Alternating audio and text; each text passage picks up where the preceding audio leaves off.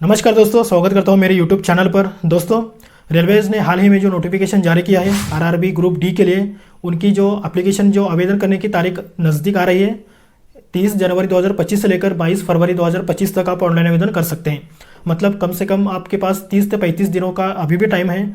उससे पहले आपको जो आवश्यक डॉक्यूमेंट्स है वो क्लियर कर लेना बेहद ही आवश्यक होगा, क्योंकि जो 2018 में भर्ती हुई थी उसमें 70,000 कैंडिडेट्स के फॉर्म रिजेक्ट हुए थे। वो इस गलती से हुए थे कि उन्होंने डॉक्यूमेंट्स क्लियर नहीं रखे थे। तो जानते हैं इस वीडियो के माध्यम से आपको आवश्यक डॉक्यूमेंट्स क्या लगने वाले हैं, फॉर्म कैसे फिल करना है, वो पूरा प्रोसेस इस वीडियो के माध्यम से जानने की कोशिश करते हैं। तो यह वीडियो बेहद ही आवश्यक होगा, बेहद ही महत्वपूर्ण होगा, तो वीडियो एंड तक जरूर देखिएगा। रेलवेज ने कुल 32,000 पदों के लिए वैकेंसीज जारी की थी, लेकिन इसमें थोड़ी सी बढ़ोतरी करके 58,242 वैकेंसीज उन्होंने अभी जारी की गई है। लेकिन बढ़ोतरी हुई या नहीं है वो आपको पता चल जाएगा जब आप आवेदन करते हो उसी टाइम। तो चलिए जानते हैं आपको आवश्यक डॉक्यूमेंट्स क्या लगने वाले हैं। आवश्यक डॉक्यूमेंट्स देखने से पहले आपके पास एक वैलिड ईमेल आईडी तथा एक मोबाइल नंबर होना आवश्यक है। अगर आपके पास एक वैलिड ईमेल आईडी नहीं है तो नहीं आप ईमेल आईडी बनवा लीजिए, क्योंकि आप किसी रिश्तेदारों की नहीं तो किसी फ्रेंड्स की आप ईमेल आईडी देते हो तो फिर गड़बड़ हो जाएगी।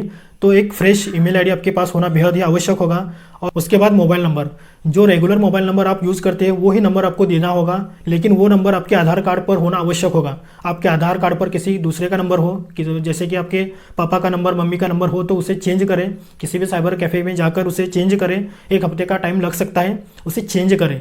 लेकिन आपके पास जो होगा वही नंबर आपके ईमेल आईडी पर आधार कार्ड पर होना बेहद ही आवश्यक होगा, क्योंकि रजिस्टर करते समय मोबाइल नंबर पर और आपके ईमेल आईडी पर एक OTP आएगा। OTP डालने के बाद ही पूरा प्रोसेस हो सकता है। तो एक फ्रेश ईमेल आईडी तथा मोबाइल नंबर आपके पास होना बेहद ही आवश्यक होगा। उसके बाद आधार कार्ड, ID प्रूफ यानी कि आधार कार्ड आपके पास होना बेहद ही आवश्यक होगा।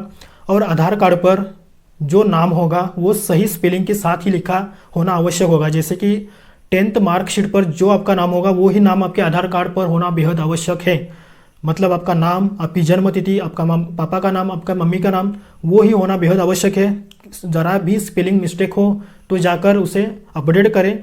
किसी साइबर कैफ़े में 1 हफ्ते का टाइम लग सकता है, तो अपडेट करें। कोई भी गलती बहुत ही बड़ी गलती हो सकती है, तो जल्दी जाकर अपडेट करें, क्योंकि 10th के मार्कशीट पर जो आपका नाम होगा वो ही कंसीडर किया जाएगा। आपके मार्कशीट पर अलग सा नाम और आपके आधार कार्ड पर अलग नाम होगा तो फिर गड़बड़ हो जाएगी। तो जल्दी जाकर उसे अपडेट करें और जो स्पेलिंग मिस्टेक है उसे सही करवा लीजिए। इसके बाद बात करते हैं एजुकेशन क्वालिफिकेशंस की। जैसे कि अगर आपने 10वीं कक्षा पास कर रखी हो तो 10वीं का मार्कशीट होना आवश्यक होगा, क्योंकि आरआरबी ग्रुप डी के लिए 10वीं कक्षा पास होना आवश्यक है।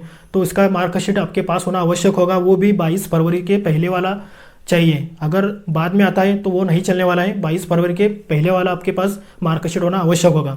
इसके बाद ITI सर्टिफिकेट, अगर आपने ITI कर रखा हो वो भी सर्टिफिकेट आपके पास होना बेहद आवश्यक है। इसके बाद NASC सर्टिफिकेट, अगर आपने NASC ट्रेनिंग ले रखी हो तो NASC सर्टिफिकेट भी आपके पास होना आवश्यक होगा।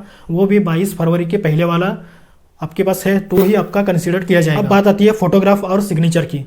फोटोग्राफ पासपोर्ट साइज़ फोटोग्राफ होने आवश्यक है, और वो भी 20 से 25 फोटोग्राफ आप खींच कर रखिएगा, क्योंकि अगर आपने इसी टाइम एक अलग फोटोग्राफ दी है, अपलोड करी है, और बाद में जब आपका पूरा प्रोसेस होता है, जब आप एग्ज़ाम पास होते हो और डॉक्यूमेंट वेरिफिकेशन का टाइम आता है, उसी टाइम आप दूसरा फोटो दोगे तो फिर गड़बड़ हो जाएगी। तो पहले से ही 20 से 25 फोटोग्राफ आपके पास होने आवश्यक है।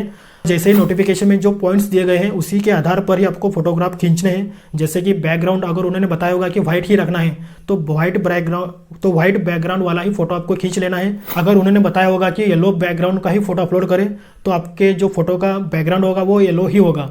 अगर उन्होंने बताया होगा कि टोपी डालकर आप फोटो खींचते हो, वो नहीं चलने वाला है। विदाउट टोपी वाला ही फोटो आपको अपलोड करना है।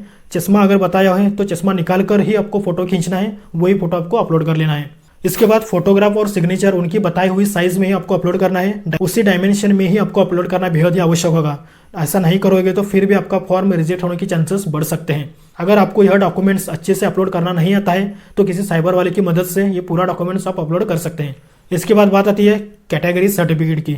अगर आप रिजर्व कैटेगरी स्टूडेंट्स हैं, तो जैसे कि SC ST OBC कैंडिडेट्स है, तो आपको जातीय प्रमाण पत्र देना आवश्यक होगा। वो भी सेंट्रल गवर्नमेंट की तरफ से जो प्रमाण पत्र दिया जाता है वो ही आपका कंसिडर किया जाएगा। अगर आप स्टेट गवर्नमेंट की तरफ से जो इश्यूड होता है वो प्रमाण पत्र देते हो तो आप जनरल कैटेगरीज में कंसिडर आपको किया जा सकता है। इसलिए सेंट्रल गवर्नमेंट की तरफ से ही जो इश्यूड होता है वही प्रमाण पत्र आपको दे देना है, अन्यथा आपका फॉर्म भी रिजेक्ट होने की संभावना बढ़ जाती है। इसके बाद बात आती है विकलांग सर्टिफिकेट की। अगर आप फिजिकल हैंडीकैप पर्सन हो, कैंडिडेट्स हो, तो आपको विकलांग सर्टिफिकेट देना आवश्यक होगा। उसके बाद मूल निवास स्थान प्रमाण पत्र, जिस एरिया में आप रहते हो उस एरिया का मूल निवास स्थान प्रमाण पत्र आपको दे देना आवश्यक होगा। इसके बाद बात करते हैं सिलेबस और एग्जाम पैटर्न्स की। इसमें आपको कुल 100 प्रश्न दिए जाएंगे। सिलेबस के तौर पर आपको दिए जाएंगे जनरल इंटेलिजेंस के 30 क्वेश्चन दिए जाएंगे और 30 क्वेश्चन के 30 मार्क्स आपको मिलेंगे। इसके बाद जनरल साइंस के 25 क्वेश्चन होंगे, 25 मार्क्स आपको मिलेंगे। जनरल अवेयरनेस तथा करंट अफेयर्स दोनों मिलकर 20 क्वेश्चन होंगे, 20 मार्क्स आपको दिए जाएंगे। और मैथमेटिक्स के 25 क्वेश्चन होंगे, 25 मार्क्स आपको मिलने वाले हैं। कुल मिलाकर 100 क्वेश्चन होंगे, 100 मार्क्स आपको मिलने वाले हैं। समय आपको एग्जाम के लिए दिया जाएगा 90 मिनट का। दोस्तों, हम ऐसे ही कम से कम समय में डिटेल में इंफॉर्मेशन देने की कोशिश करते हैं। आलतू फालतू की बातें हम नहीं करते हैं। वीडियो की लेंथ बढ़ाने की हम कोशिश नहीं करते हैं। तो आपका भी टाइम बचता है, हमारा भी टाइम बचता है। तो वीडियो को जाकर जल्दी सब्सक्राइब करें, क्योंकि आने वाली वीडियोस में भी हम कम से कम समय में अच्छी इन्फॉर्मेशन और डिटेल में इन्फॉर्मेशन देने की कोशिश करेंगे। तो चैनल को सब्सक्राइब करें कि आपका भी टाइम बच सके और हमारा भी टाइम बचे। दोस्तों, यह थी पूरी डॉक्यूमेंट्स अपलोड करने की प्रोसेस। अगर आपको यह वीडियो अच्छा लगा हो तो लाइक करें, सब्सक्राइब करें, शेयर करें आपके मित्रों के साथ। मिलते हैं अगले वीडियो में। All the best for your futures. This is Ram Kumar signing off.